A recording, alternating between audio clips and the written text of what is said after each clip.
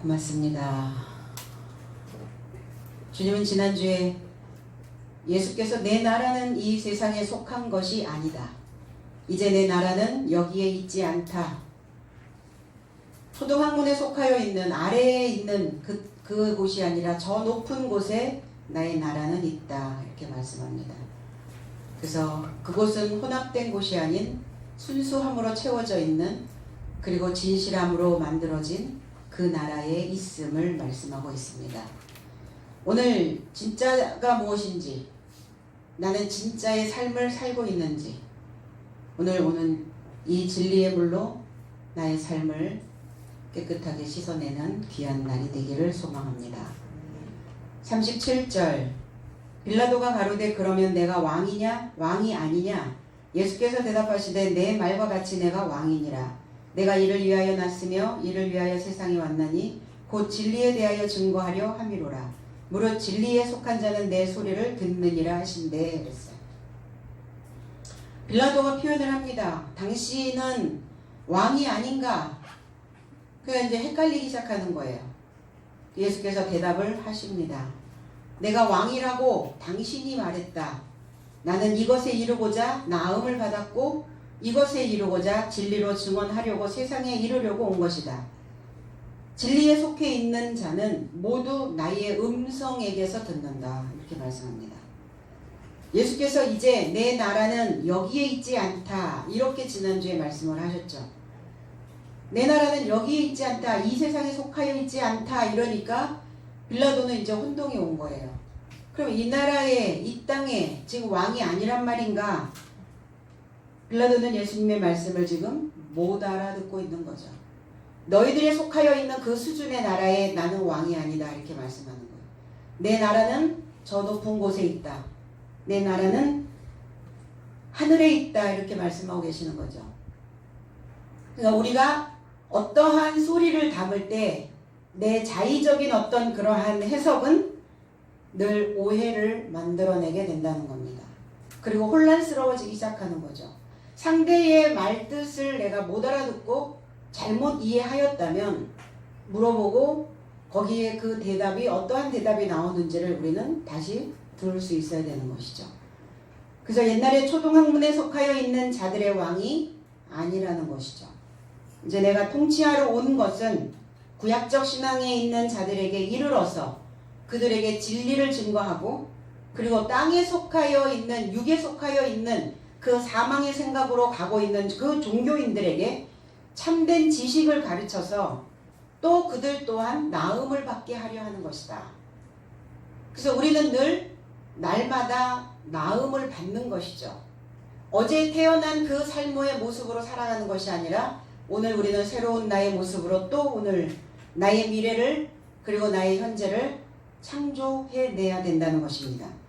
내가 진리로 나음을 받은 것 같이 주님께서도 나음을 받았는데 탄생하셨는데 주님은 어떻게 탄생하셨는가? 진리로 탄생하셨다 이렇게 말씀합니다. 진리로 내가 나음을 받은 것 같이 진리로 나음을 받은 너와 내가 그 신앙 안에 하나로 되어져 있는 자들이 함께 다스리고 함께 하나님의 나라를 이루어 가려고 완성하려고 내가 온 것이다. 이렇게 표현하고 계십니다. 그럼 과연 우리는 진리에 있는가? 생각해 볼 수 있어야 되겠죠. 그 진리를 구별할 수 있는 것은 무엇이냐? 귀라, 귀. 그 귀는 진리를 구별해서 들을 수 있는 능력을 가지고 있어야 되고 그리고 가려서 들을 수 있는 능력을 가져야 되고 그리고 말을 받아들이는 그 힘을 귀는 가지고 있어야 된다는 겁니다. 우리의 귀는 어떤 음성에 어떠한 말에 솔깃해지고 있는가? 귀가 솔깃해졌어 이런 표현들을 하죠. 내 귀에 안성맞춤인 음성이 들어오면 귀가 솔깃해진다는 겁니다.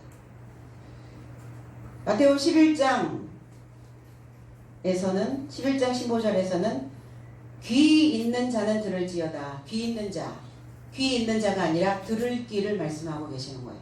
들을 귀를 가진 자는 들어라. 그럼 들을 귀를 가지고 있지 않는 자는 듣지 못한다는 겁니다. 우리는 다 들을 귀를 가지고 있는가? 아니면 내가 원하는 소리만을 귀가 솔깃하여져 듣고 있는가? 진리의 음성을 분별할 수 있는 들을 귀를 가져야 된다는 겁니다. 그러나 진리에 속하여 있는 자는 진리 안에 있다면 나의 음성을 들을 수 있다. 소리, 포네라는 단어입니다. 목소리죠. 그 음성. 사람의 소리는 그 사람을 빛을 내기도 하죠. 그 입에서 나가는 그 소리로 인하여, 그 음성으로 인하여 그 사람이 빛을 발할 수도 있고, 또 말을 앞세우는 자는 말에 실수가 많아서 그 말로 인하여 어둡게도 만든다는 겁니다. 말이 빛이에요. 그러면 나는 말에 어떤 빛을 가지고 있는가? 내 안에 그 말을 담아놓은 그 그릇 안에 나는 어떠한 성향을, 어떠한 내용을 담아두고 있는가? 그리고 나는 어떤 음성에게서 먹고 있는가? 단순히 들어먹는 게 아니죠. 단순히 듣는 게 아니, 귀는 단순히 들어먹는 것이 아니라 그 너머에 있는 것을 우리는 알아차려야 된다는 겁니다. 그래서 알아차리려면 배워야 하고, 그리고 그 배움이 누구에게서 배워서 그 배움의 확신에 머물러 있을 수 있는지를 우리는 스스로를 판독해내야 된다는 겁니다. 판독이라는 것은 내게 전송되어지는 어떤 정보를 읽거나 표시하는 일을 판독이라고 말합니다. 소리가 들어오면, 음성이 들어오면 그 음성을, 그 정보를 판독해서 내가 이 정보를 내 안에 새겨둬야 되는지, 내 안에 표시를 해야 되는지 분별해낼 수 있어야 된다는 거죠. 무수히 많은 음성을 우리는 듣게 됩니다. 잡음서부터 소음서부터 사람들의 귀는 점점 예민해지고 사람들의 귀는 점점 더 고급화되어지기 시작했어요. 그래서 이제 어떠한 소리로 그 귀를 풍요롭게 할 것인가에 대한 언어의 연구들을 많이 하고 있는 것입니다. 히브리어로 넘어가면 이 단어는 콜이라는 단어를 만들어내죠. 콜링, 콜센터. 음성을 가지고 있는, 목소리를 들려주는 곳, 콜센터. 이게 히브리어에서 영어의 콜이라고 하는 단어가 만들어진 것 같아요. 잠언서 5장 12절로 13절에는 말하기를 내가 어찌하여 훈계를 싫어하며 내 마음이 꾸지람을 가벼이 여기고 내 선생의 목소리를 청종하지 아니하며 나를 가르치는 이에게 귀를 기울이지 아니하였던고 그랬어요. 선언하기를, 말씀하시기를 어찌하여 이렇게 했어요. 책망의 메시지이기도 하지만 어찌하여 라는 이 단어는 내가 언제서부터 그랬는지를 생각하게 하는 단어라는 겁니다. 어디서부터, 우리가 어디서부터 이렇게 되었지? 이런 표현들을 하죠. 그러면 생각을 하게 되죠. 어디서부터 그랬을까? 어디서부터 그 훈계를 싫어하였는가? 훈계, 무사르라고 하는 이 단어는 교육하다, 훈련하다, 묶어내다 라는 의미를 가지고 있어요. 교육이라는 것은 뭐냐? 훈계라는 것은 뭐냐? 나를 묶는 겁니다. 나를 묶어두는 거예요. 교육이라고 하는 그 가르침이라고 하는 그 음성으로 나를 묶어두는 것이죠. 근데 그거를 싫어하게 되었다고요. 어느 날 사람들이 그 소리를 증오하게 되어졌다는 겁니다. 어디에서 싫어하게 되었다는 겁니까? 어디에서 그 소리를, 그 훈련되어지는 것을, 나를 묶어야 되는 것을 어디서 싫어하는 거예요? 마음에서요. 내 마음은 중심이거든요. 레브라고 하는 단어입니다. 근데 우리의 중심이 내 생각이 어디에 있느냐, 내 생각을 어디에 두느냐에 따라서 중심이 달라져요. 내 정신이, 내 생각이 서울에다가 그 마음을 두면 서울이 중심이 되는 것이고, 부산에다가 정신을 두면 내 중심은 부산이 되는 거죠. 그러니까 우리의 정신이 어디를 향하여 가고 있느냐에 따라서 그 마음 상태가, 마음의 태도가, 마음으로부터 영향이 달라질 수 있다는 겁니다. 사람은 어디에 영향을 많이 받는가? 중심의 영향을 많이 받죠. 근데 그 중심에 꾸지람을 가벼이 여기고, 꾸지람, 반박하는 겁니다. 논증하는 거예요. 바로잡는 겁니다. 어떠한 것들이 내 안에 들어왔을 때, 어떠한 정신이 내 안에 들어올 때, 어떠한 음성이 내게 들어올 때, 우리는 이 생각이 옳은 것인지 옳지 않은 것인지 그 생각에 대하여 반박할 수 있어야 된다는 거죠. 그리고 그 생각이 옳다라는 것을 논증할 수 있는 그러한 생각을 가지고 있어야 된다는 겁니다.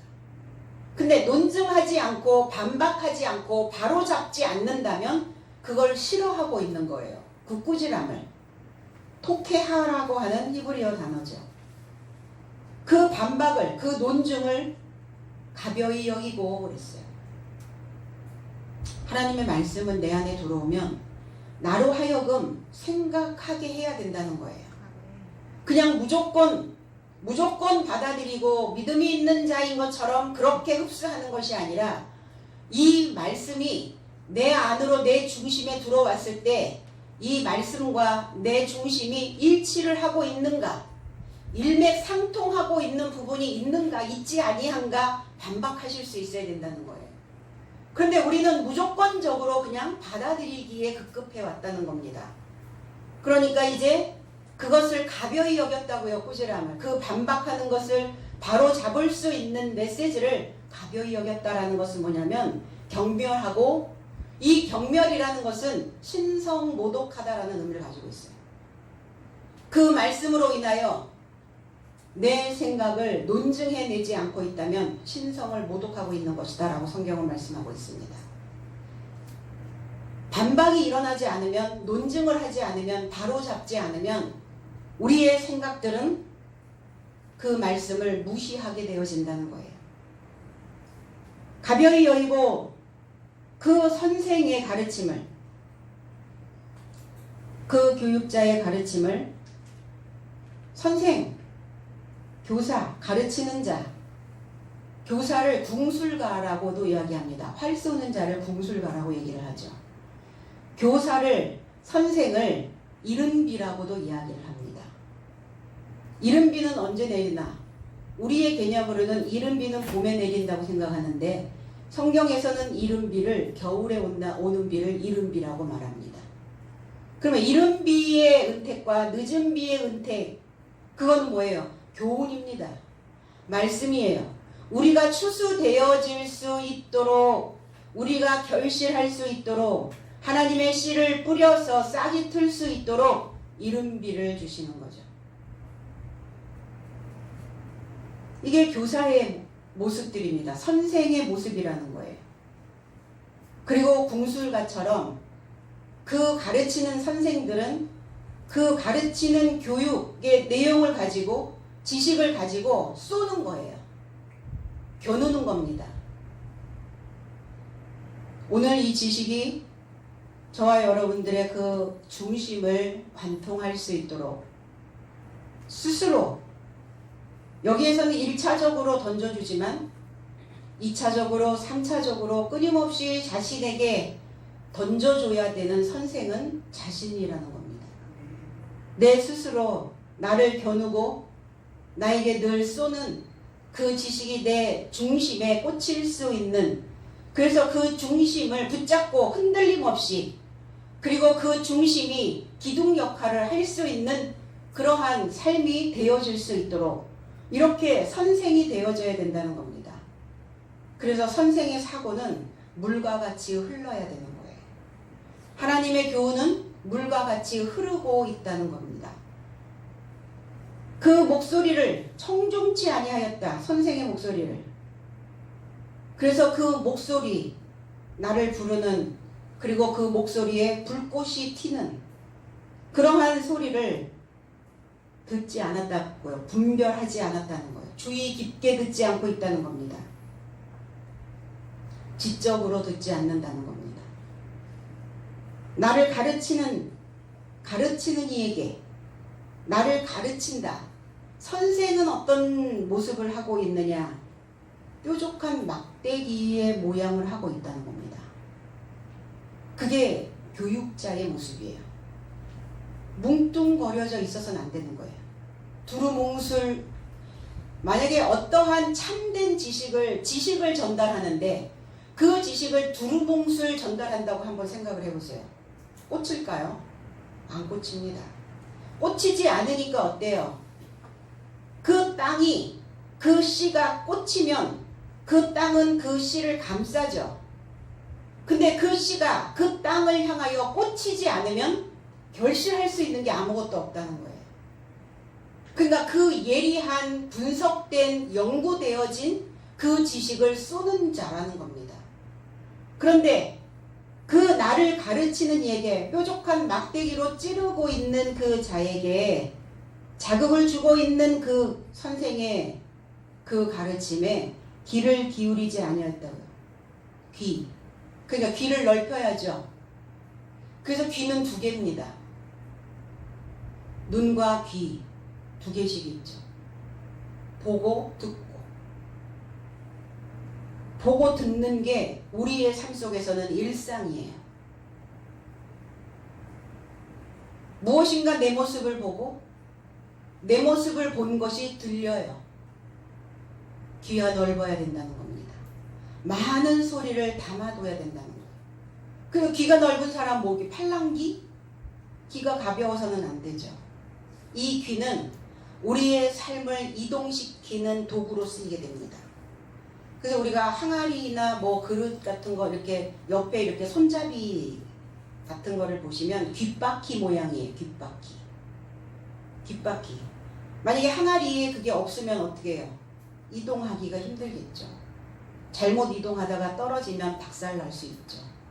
그래서 귀가 넓어야 되고 반드시 그거를 잡을 수 있는, 소리를 분별해서 잡아낼 수 있는, 그래서 그 잡아낸 그 소리로 내 삶을 이동시킬 수 있는 그 귀를 기울이지 않았다. 기울이지 않았다는 건 뭐예요? 구부리지 않았다는 거예요. 낮아지지 않았다는 겁니다. 너무나 많은 소리들을, 너무나 많은 정보들을 담아두고 있기 때문에 이 메시지에, 하나님의 말씀에 귀를 기울이는 자가 별로 없다고요. 귀를 기울여서 그 말씀을 담아두지 않았다고요. 그래서 아니하였던고라고 하는 단어, 아니했다, 담아두지 않았다. 이 단어 로라고 하는 단어에 진실이 없었다라는 의미를 가지고 있고 어느 쪽도 아니다라는 의미를 가지고 있어요. 그러니까 분명히 예배를 통해서 듣기는 듣고 있는데 어느 쪽도 아닌 거예요. 듣기는 듣고 있는 것 같은데 담아두지 않으니까, 그 음성을 분별해내지 못하니까 어느 쪽에 속하지도 않는 겁니다. 그러니까 나를 흘러가도록 이동시키지 않고 있는 것이죠. 진리에 속한 자는 그 해석된 음성에게서 듣는다. 무조건 듣는 게 아니죠. 진리를 말할 수 있어야 그 소리를 들을 수 있는 것이죠. 귀가 그래서 고급져지기 시작했다고 말씀드렸죠. 예전에 아무 소리나 담는 그런 귀가 아니에요. 지금 이 시대는 기름지기 시작했어요. 그러니까 이 귀가 하나님의 말씀으로 풍요롭도록, 하나님의 말씀으로 해석되어진 그 음성을 들려주지 않으면 귀는 그 메시지를, 그 소리를 담아두지 않는다는 겁니다. 여기서도 저기서도 다 들을 수 있는 소리들을 담아둘까요? 담아두지 않아요. 보편적으로, 일반적으로 늘 어디 가면 들을 수 있는 소리들을 귀는 담지 않습니다. 식상해 있다고요. 이제 질렸다고요. 그 소리에. 그러니까 조금 더 고급진 소리들을 듣고자 하는 그 열망들을 성도들은 가지고 있어요. 그리스도인들은 그 소망을 가지고 있다는 겁니다. 그러면 그 열망을, 그 욕구를 채워줄 수 있어야 된다는 거죠. 누구는? 가르치는 자들은, 선생들은. 그래서 항상 자기를 갈아내는 거예요. 지식을 더하여 또 갈아내고 연마하여서 그 뾰족한 막대기의 모습으로 자기 스스로를 지키고 있어야 된다는 겁니다. 이 가르침 안에 있는 자, 올곧은 길을 가고자 하는 자, 그래서 그 귀로 듣고 있는 자, 그러한 자는 물샘과 같은 자라는 겁니다. 그러나 듣지 않고 올곧은 길을 버린 자는 그 귀는 들으려 하지 않고 알아듣지 못하게 되죠. 그러니까 이런 사람들은 늘 밀려다니는 구름과 같은 그러한 존재가 되어질 수밖에 없다고 말씀합니다. 오늘 과연 나는 참인가? 나는 진리 안에 있는가? 오늘 진리가 무엇이냐? 이렇게 물어본 자가 빌라도였다는 겁니다. 38절에 빌라도가 가로되 진리가 무엇이냐 하더라. 이 말을 하고 다시 유대인들에게 나가서 이르노니 이르되 나는 그에게서 아무 죄도 찾지 못하였노라. 아무 죄도, 어떤 잘못도, 어떤 이유도, 어떤 책도 잡을 수가 없다, 이렇게 표현하고 있는 거예요. 주님은 진리에 대하여, 그리고 나는 그 진리로 그 음성이 되어져서 세상에 속하여 있는 자들에게 와서 그 세상에 있는 자들의 그 삶을 벗어나게 하려고, 그래서 나는 그 음성으로 왔다, 진리로 왔다. 그랬더니 빌라도는 물어보는 거죠. 빌라도가 예수께 말한다. 진리가 무엇이냐? 이것을 말하고 유대인 삶을 향하여 나가서 저들에게 말하고 나는 저 안에서 어떤 잘못을 찾지 못하겠노라. 진리가 무엇입니까? 참이요, 참. 진짜, 진실, 틀림없는, 어김없는, 어김이 없는, 어긋나지 않는, 딱 맞아 떨어지는 거예요. 이걸 진리라고 말하는 거예요. 내 삶과 신앙이 딱 맞아 떨어지는, 그래야 그것을 진짜라고 말하는 거예요. 늘 상반되면 어때요? 늘 어긋나 있으면 어떡합니까? 틀림없지는 않죠. 우리는 사람들에게 재차 확인을 할 때 그렇게 말합니다. 틀림없지? 틀림없이 처리했지? 틀림없이. 딱 맞아 떨어졌냐는 거예요. 틀림없나? 나는? 맨날 틀려요? 맨날 틀리게 살았으니까 한 주간 틀리게 살았어도 어긋나 있었어도 오늘 그 어긋나 있는 것을 내 귀퉁이를 내 귀를 딱 맞추려고 각 잡으려고 오늘 오신 거 맞죠? 근데 우리는 어때요? 내가 한 주간 좀 어긋나 살았구나. 내가 좀 틀리게 살았구나. 그렇다면 오늘 틀림없이 그 귀를 맞춰야 되겠구나. 이것이 진실이에요. 알레테이아라고 하는 히브리서 10장 26절에 우리가 진리를 아는 지식을 받은 후 짐짓 죄를 범한 적 다시 속죄하는 제사가 없고 그랬어요. 진리를 받은 다음에 진짜 말씀을 받은 후에 나의 삶이 진리를 알게 되어 연합하여 자진해서 죄를 지으면 이랬어요. 진리의 말씀과 연합되어졌는데 스스로 죄를 지었다고요. 자진해서 죄를 지으면 더 이상 죄에 관한 제사는 없다 그랬어요. 다시 회복될 수 없다는 거예요. 우리가 이 말씀을 접했다는 이것이 얼마나 놀라운 일인가. 그러니까 이 말씀을 접했다면 우리는 틀림없이 이 길을 가셔야 된다는 겁니다. 반드시 이 길을 완성해 내셔야 된다는 거예요. 진리는 무엇이냐? 진리는 복음입니다. 진리는 연결된 복음이에요. 그러니까 연결이 끊어져 버리면, 배움이 끊어져 버리면 진리를 알지 못하여 자진해서 죄를 짓는 것과 같다는 거예요. 자진해서 죄를 짓고 그리고 그 삶을 위해서 더 이상의 제사는 기회는 없다는 것이죠. 그러면 그에게 기다리고 있는 것이 뭐냐? 그 삶 속에서 늘 오르락 내리락 하는 자기 속에서 그 맹렬한 불을 끌 수 없는, 그래서 늘 자기 속에서 타고 있는 그 불로 인하여 자기 속이 시커매져 버리는, 늘 무너져 버리는 거죠. 그래서 이 맹렬함이 삶으로 삼켜버려진다는 겁니다.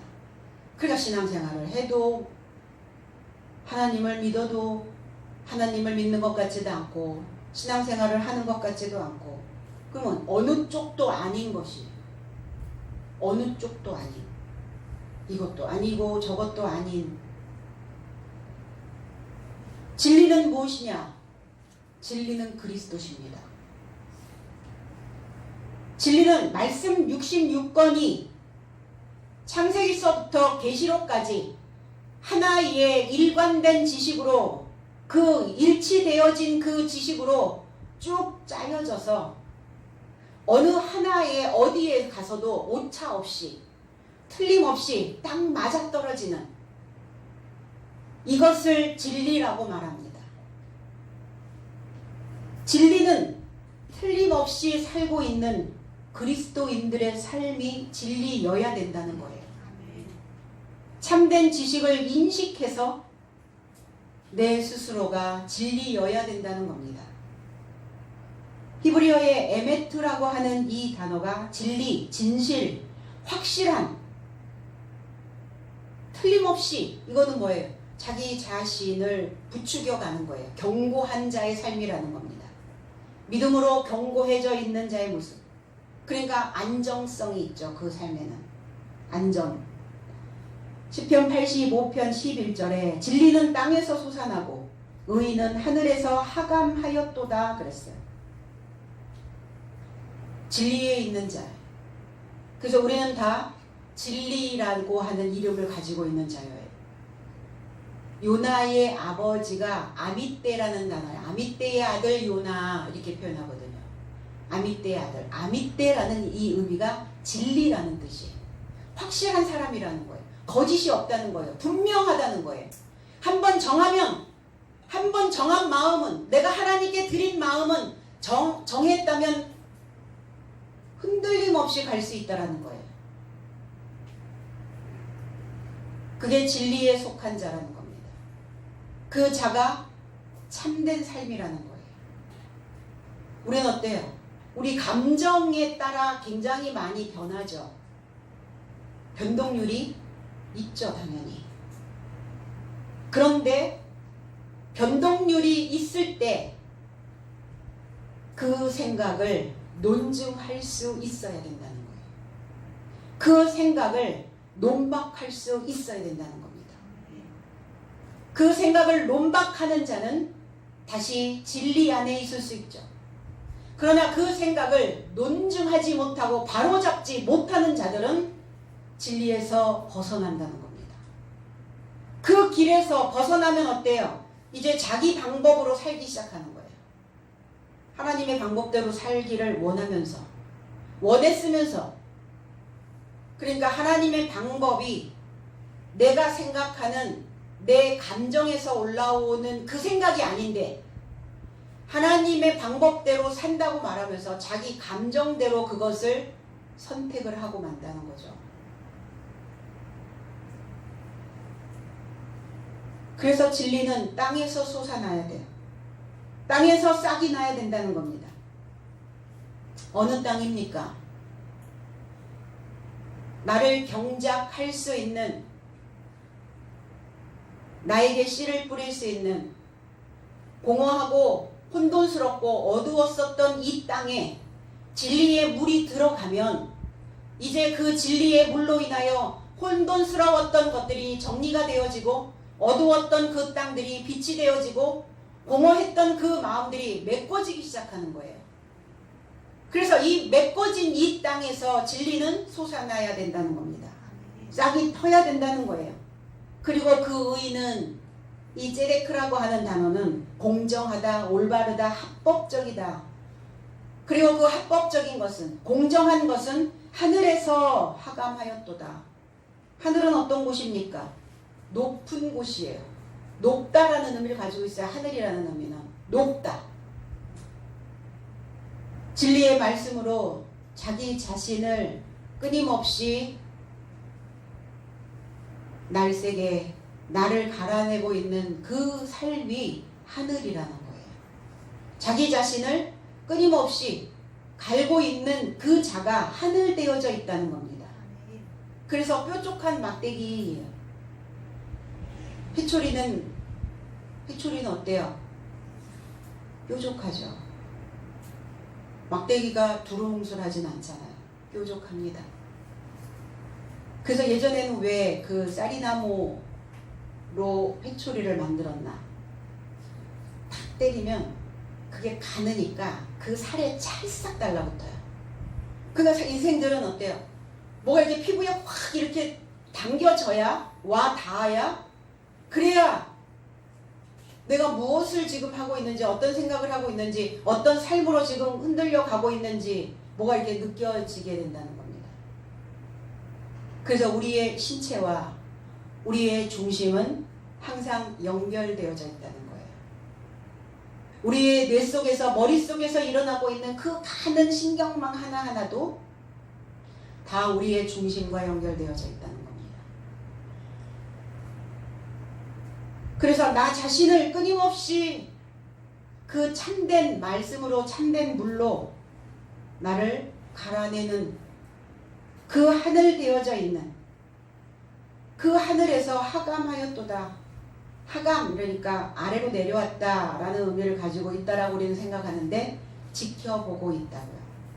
하늘에서 그 땅에서 진리가 솟아나고 있는지, 그 중심에서 진짜 참된 삶이, 진실성이 틀림없이 하나님을 향한 그 틀림없는 그 중심이 싹트고 있는지를 지켜보고 계신다고요.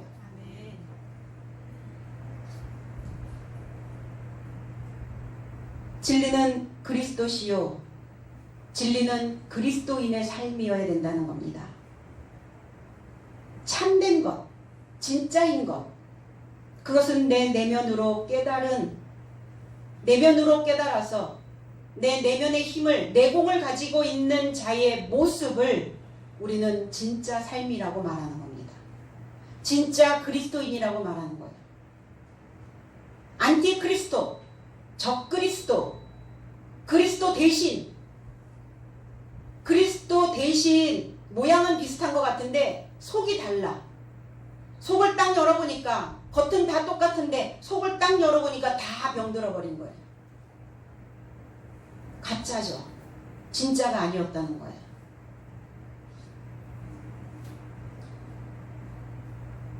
빌라도는 또 기회를 주고 있는 거죠.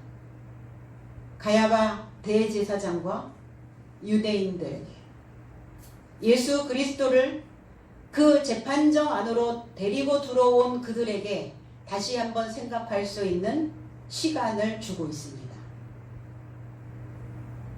겉으로 믿고 있는 그 유대인들에게 나는 이 자에게 어떠한 이유도 어떠한 잘못도 찾지 못했음을 선포하고 있습니다. 그런데 그들의 태도는 어떨까요? 그들의 모습들은 어떠했을까? 39절로 40절에 6월절이면 내가 너희에게 한 사람을 놓아주는 전례가 있으니 그러면 너희는 내가 유대인의 왕을 너희에게 놓아주기를 원하느냐 하니 저희가 또 소리질러 가로되 이 사람이 아니라 바라바라 하니 바라바는 강도로라 그랬어요. 6월절 안에 한 사람을 풀어주려는 그 관습이 있어요. 유대인 삶의 왕을 너희에게 풀어주기를 원하느냐? 그랬더니 모든 삶이 다시 소리질러 말하되 이자가 아니라 바라밥스다. 바라밥스. 바라바 이렇게 우리는 하는데 바라밥스다. 그러나 바라밥스는 강도이더라 그랬어요. 6월절 특사로 이제 한 명씩을 풀어주는 그러한 관례가 있었나 봐요. 놓아주다. 이건 풀어주는 거죠. 자유케 하는 겁니다. 풀어주는 겁니다. 자기의 본성에 갇힌 자를 풀어주시려고 우리에게 진리를 가르치신 것이죠. 의대증에 걸려있는 벗은 자에게 날개옷을 입혀서 자유케 하시려고 우리의 이름을 기억해 주신 겁니다. 의대증 아시죠? 사도세자가 의대증이었다는 거. 불안하니까, 두려우니까, 몸에 뭐 이게 실오락이라도 뭘 하나라도 이게 걸치고 있는 이 마음이 무거워서 견딜 수가 없는 거예요. 그래서 아무것도 걸치지 않는, 옷을 입지 못하는, 옷을 갈아입지 못하는 이러한 불안감을 가지고 있는 사람들을 우리는 의대증이라고 말합니다. 옷을 제대로 입지 못하는 거예요. 어쨌든 뭐가 불안하니까, 믿지 못하니까, 안정성이 없으니까, 진리가 없으면 불안해요. 진짜가 아니라고 하면 불안합니다. 내가 진짜를 가지고 있다고 생각하면 안정성이 있어요. 그러니까 옷을 제대로 못 입고 있는 거예요. 이러한 자들을 뭐 하시려고? 풀어주시려고. 그래서 옷 입혀주시려고, 자유케 하시려고, 해방시켜 주시려고, 묶여있는, 그러한 사고로 묶여있는 자들을 해방시켜 주시려고 오신 것이죠. 그렇게 하시려고 나를 이끌어 주신 거죠. 나의 그 묶여있는 그 삶을 자유케 하시려고 주님은 내 이름을 기억해 주신 겁니다. 오늘 가야바와 유대인들이 바라바 강도를 풀어주기를 소리 지르고 있어요. 뭐 재판정 안이 뭐 얼마나 넓겠어요. 소리 지르지 않아도 되는데 크라우게, 크라조, 소리, 언성 외치고 있는 거예요. 큰 소리로 외치고 있는 거예요. 이 까마귀처럼, 그 까마귀 떼가 막 까까 하고 막 그 소리 지르는 그 모습으로 이 유대인들이, 대제사장이 소리 지르고 있는 겁니다. 언성이 높아지는 이유가 뭘까요? 큰 소리가 들어가면, 큰 소리를 내면 그 큰 소리가 머리에 박혀요. 그 큰 음성이 어렸을 때 부모로부터, 양육자로부터 크게 외치는 소리, 큰 소리가 들어오면 큰 소리 듣는 것을 두려워해요. 그 소리가 머리에 박혀 있기 때문이에요. 그러니까 오늘 유대인들은 지금 큰 소리로 외치고 있는 거예요. 왜? 빌라도의 머리에 그 소리가 박히게 하려고, 그 소리가 맴맴 돌게 하려고, 그 소리에서 벗어나지 못하게 하려고, 자기들이 요구하고 요청하고 원하는 것들을 관철시키려고 지금 큰 소리를 내고 있는 겁니다. 바라바라고 하는 이 의미는 그의 아들이라는 뜻이에요. 그의 아들. 아버지의 아들이라는 의미도 가지고 있어요. 바르아빠라고 하는 이 단어에서 유래가 되어졌는데, 이 바르아빠라고 하는 이 단어 속에 랍비라는 단어가 들어가 있어요. 그러니까 이 바라바의 조상은, 바라바의 아버지는, 그의 아버지는 랍비입니다. 가르치는 자예요. 선생입니다. 표면적 유대인들, 랍비의 모습을 하고 다니는 모자를 쓰고 다니죠. 앞에 이렇게 코브라 모양, 뱀의 모양의 모자를 써요. 내가 랍비라는 의미예요. 뱀이라는 거예요. 나앗이라는 거예요. 지식이 있다는 겁니다. 왜 뱀이 그 모자의 모양을 하고 있을까요? 어쨌든 길잖아요. 많은 것들을 기록해 놓은 자라는 겁니다. 많은 지식을 길게 가지고 있다는 의미도 있어요. 그러니까 이 바라바가 랍비의 아들이요 그의 아들이라는 겁니다. 우리는 강도라고 그러니까 강도. 그냥 뭐 도적이나 남의 물건을 훔치는 그런 도둑질하는 그런 사람이라고 우리는 생각을 하고 있었죠. 근데 이 강도 레스테스라고 하는 이 단어는 반란이나 폭동을 일으키는 자 이렇게 얘기했어요.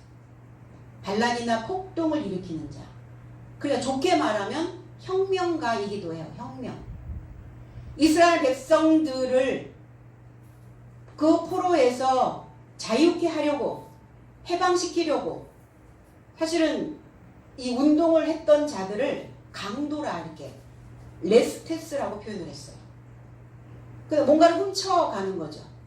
뭔가를 노획해 가는 거죠. 전쟁에서 빼앗는 것을 노획이라고 말합니다.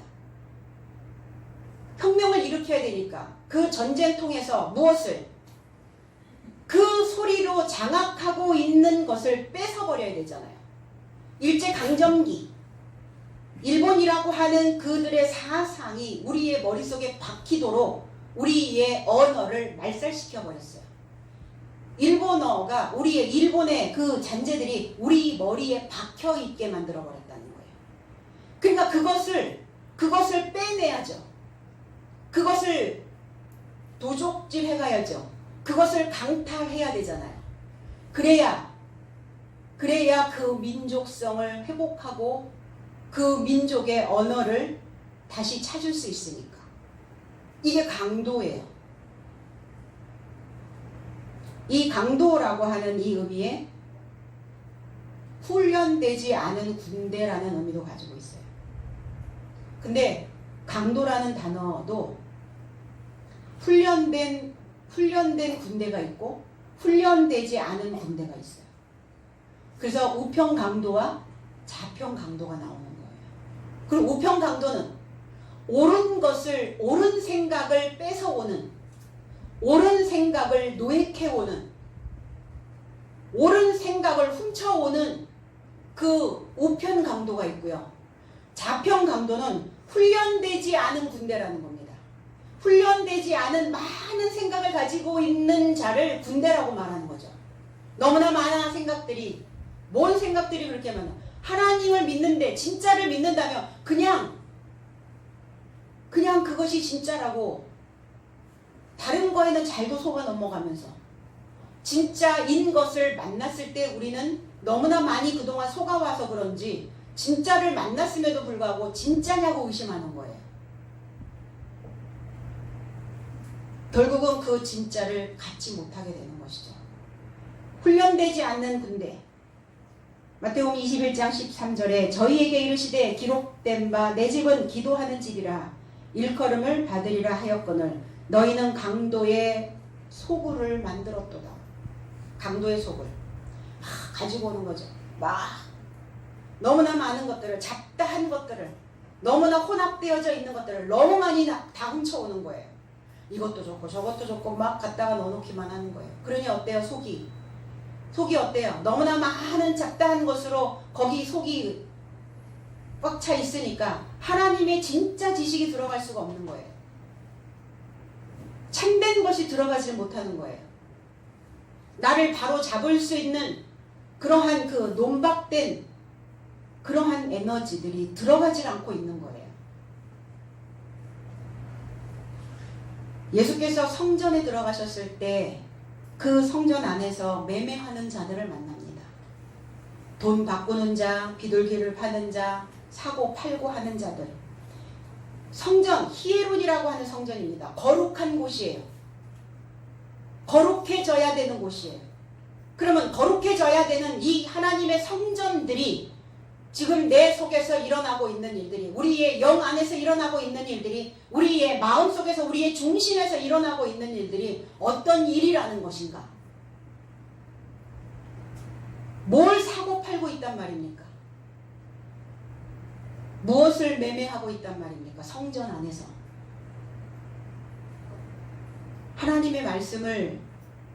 하나님의 말씀, 진리의 말씀, 참된 것을 사고 팔면 얼마나 좋겠어요. 그런데 그들이 사고 팔고 있었던 것들은 구약적 사고였어요. 히브리즘이었습니다. 옛날 사상이었어요. 과거의 다섯째 날에 묶여 있었던 그 생각들을 사고 팔고 있는 거예요. 그 생각으로 매매하고 있는 것이고 그 사고로, 구약적 사고로 바꿔주고 있는 거예요. 돈 바꾸고 있는 자. 신앙의 가치. 믿는다는 것은 가치입니다. 내가 무엇을 믿느냐에 따라서 그 사람의 가치관은 달라질 수 있죠. 가치관. 돈을 믿느냐? 아니면 내 주먹을 믿느냐? 내 권력을 믿느냐? 그 사람의 가치관이라는 겁니다. 우리는 뭘 믿어요? 우리는 진리이신 그리스도 예수를 믿는 그 가치관을 가지고 있어야 된다는 겁니다. 그것이 우리의 최고의 가치여야 된다는 거예요. 그런데 육신의 유익을 위해서 매매하고 있는, 그래서 그 모든 삶을 내쫓으시면서 하셨던 말씀이 너희들이 내 집은 기도하는 집인데 강도의 소굴을 만들었구나. 강도의 소굴. 자평강도와 같은 그 소굴을 만들었도다. 우평강도여야 되는데 당신의 나라에 이르를 때 나를 기억해달라고 그렇게 우평강도는 이야기를 하죠. 십자가에 못 박힐 때. 네가 오늘 나와 연합되어진다면, 메타라는 단어. 네가 오늘 나와 한 몸 되어진다면, 하나의 생각이 되어진다면, 너의 중심이 하나님을 향하여 있다면 너의 삶은 이미 낙원이 되어 있을 것이다. 낙원, 파라다이스를 꿈꾸죠. 우리 신앙 안에서 무엇을 꿈꾸고 왔습니까? 밖에 파라다이스는 없어요. 밖에 보여지는 물질계에서의 파라다이스는 없습니다. 다 지나가요. 이것이 새 것인가 하면 또 새로운 것이 나와서 내가 가지고 있는 것은 또 옛 것이 되어버릴 수 있어요. 파라다이스는 뭐예요? 낙원이 뭡니까? 천국이 뭡니까? 늘 새로움이 창조되어지는 곳이에요. 낡은 것이 있는 곳이, 그곳이 하늘나라가 아닙니다. 늘 새로운 것, 올바른 것, 정직한 것, 그리고 바른, 이러한 것들이 늘 창조되어지는 것. 우리는 어제 살지 않고 오늘에 살고 있어요. 오늘을 살고 있는 나는 미래를 창조해낼 수 있다는 겁니다. 미래는 우리에게 정해진 게 아니에요. 오늘 내가 미래를 어떻게 창조해내느냐, 어떻게 만드느냐에 따라서 우리의 미래는 달라질 수 있다는 거죠. 그래서 옳은 것을 빼앗아 오는 자, 우평강도. 그래서 예수님과 연합되어야 훈련된 군대가 되어줄 수 있어요. 내 안에 군대, 내가 군대라고 한번 생각을 해보세요. 아니, 얼마나 든든해요. 얼마나 든든하냐고요, 삶이. 나를 지원해 줄 수 있는 지원군이 있다는 그 생각을 하시면 마음이 든든하잖아요. 허전하지 않아요. 공허하지 않습니다. 불안하지도 않아요. 나를 지원해주는 그 지원군이 없다라고 생각하니까, 훈련되지 아니하는 군대들만 있으니까, 다 널브러져 있으니까, 다 술 취하여 나자빠져 있으니까, 아무도 나를 지지해주고 나를 보호해줄 수 있는 그 군대가 아니라고 생각을 하니까, 누가? 내 중심이. 그러니까 불안한 거예요. 한 번 죽지, 두 번 죽지는 않아요.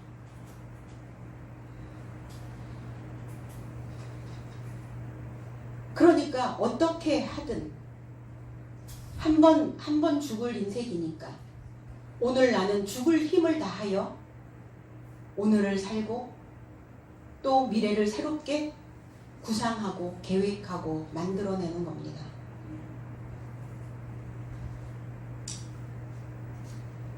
내 삶을 어디에 다 뺏기고 살죠. 마음을 뺏겼어, 이렇게 표현하잖아요. 당신이 내 마음을 뺏어갔어, 이렇게 얘기하잖아요. 내 마음을 훔쳐간 당신, 막 이렇게 얘기한단 말이에요. 연애한 사람들 보면 다 마음을 뺏기고 살아야 돼요. 우리는 어딘가에 마음을 뺏기지 않으면 우리는 못 살아요. 어디에 마음을 뺏기기로 작정한 사람들이죠? 어디에? 하나님에게. 하나님과 사랑하며 내 중심을, 내 마음을 하나님에게 뺏기기로 나는 작정한 사람들이에요. 그럼 우린 마음을 어디에 지금 뺏기고 있는가? 뺏기려면 하나님께 뺏기라고요. 세상에 육신의 안락에 오래된 생각에 자꾸 내 중심을 뺏기지 마시고, 주님도 강도예요. 주님도 도적이에요. 그래서 우리는 강도라고 하는 이 단어를 다시 해석할 필요가 있다. 주님도 이렇게 얘기했죠. 주의 날이 밤에 도적같이 오리니. 주의 날이 밤에 도적같이 오신대요. 주님도 밤에 도적같이, 밤에 강도로 오신다고요. 왜? 강탈해 가시려고, 노획해 가시려고, 빼앗아 가시려고. 우리의 마음이 지금 어디에 주님이 우리의 마음을 뺏어 가실 수 있도록 열어놓으셨나요? 아니면은 온통 다 잠금새로 만들어서 또 잠그고 또 잠그고 또 잠그고, 불안에 시달리는 사람들은 문에 여러 잠금 장치를 만들어냅니다. 그러니까 오픈이 안 되는 거예요. 확 열려야 되잖아요. 열려야, 그래야 내 속에서 푹푹 썩고 있는 그 쾌쾌한 냄새들도 좀 확 나갈 것이고, 신선한 바람들이 좀 들어와야, 새로운 생각들이 들어와야, 그래야 내 속에 어느 한 구석에 저 밑바닥에 처박혀서 썩고 있었던 그러한 감정들이 건드려질 수 있다는 겁니다.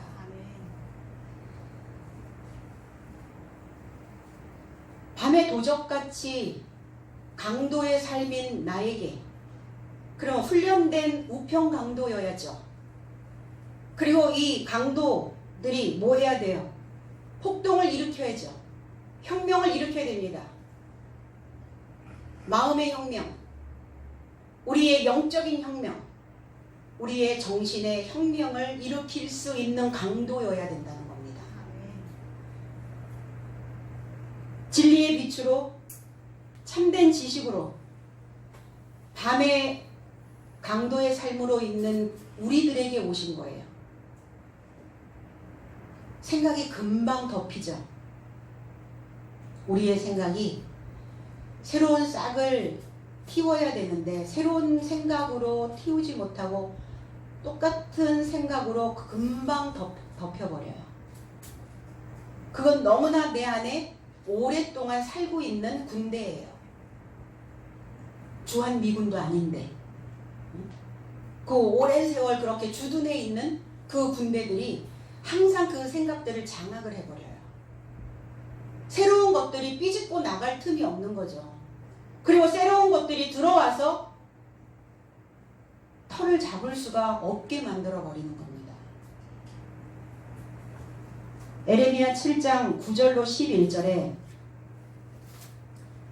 너희가 도적질하며 살인하며 간음하며 거짓맹세하며 바알에게 분향하며 너희 알지 못하는 다른 신들을 좇으면서 내 이름으로 일컬음을 받는 이 집에 들어와서 내 앞에 서서 말하기를 우리가 구원을 얻었나이다 하느냐. 이는 이 모든 가증한 일을 행하려 함이로다. 내 이름으로 일컬음을 받는 이 집이 너희 눈에는 도적의 구혈로 보이느냐. 보라, 나 곧 내가 그것을 보았노라. 여호와의 말이니라. 다 거짓말하고 있다는 거예요. 도적질하며 살인하며 간음하며 거짓맹세하며. 이건 뭐냐요? 하나님을 알지 못하고 믿는 자들의 모습이라는 겁니다.